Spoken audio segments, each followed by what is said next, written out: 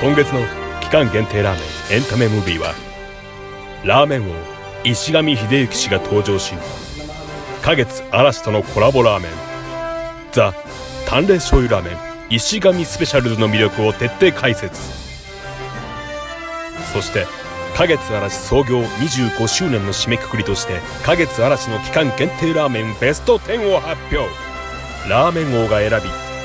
花月嵐を語り尽くすスペシャル企画。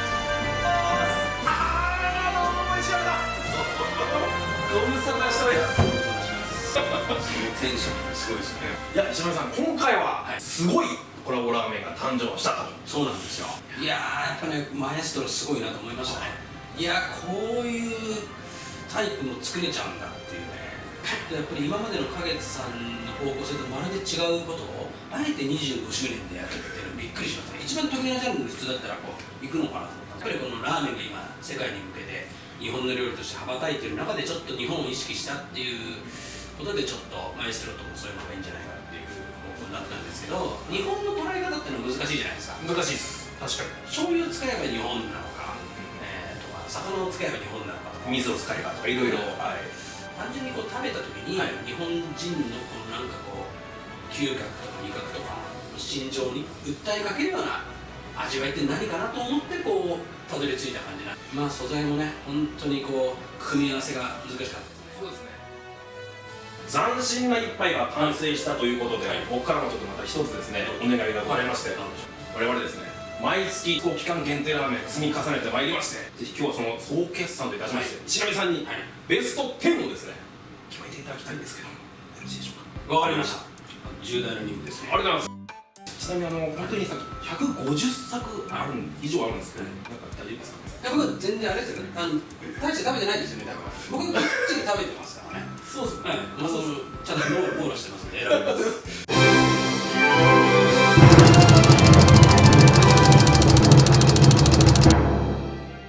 スタミナラーメンバンバン剤。本当ですか？生姜から脈々と続くスタミナラーメンの王道の味的な、ニンニクも効いてニラガツンみたいな、まあああいうタイプっていうのはちょっと不滅だなと。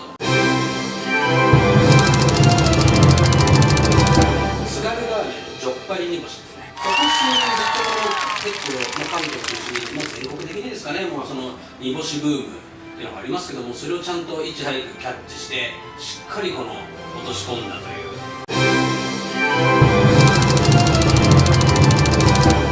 冷やしラーメン渚食堂ですよ。実力のある個人店でも冷やしはなかなかその満足度の高いお店に僕出会えないんですけど、やっぱり夏冷やし花月さん行くと確実に美味しいもの食べられるっていうことで、本屋さんが確か PR そうですね。本屋さんもね可愛いしいいんだよ俺には冷たいんですよね。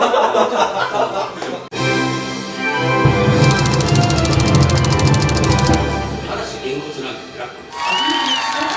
げんこつラーメンでこう限定商品としての個性っていう意味でちょっとすごく上に持ってこないのがいいかなと。ちょっと今回はそういうなんかなんかやっちゃってるなみたいなのもちょっといこうかな。ある程度で言えばね、本当もう上位3位以内に入れなきゃいけないんですけどね。